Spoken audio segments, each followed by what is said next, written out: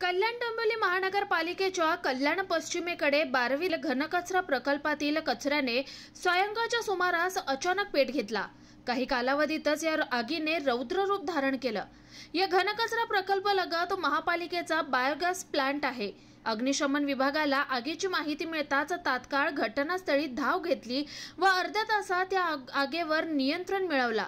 त्यामुळे पुढील अनर्थ टळला।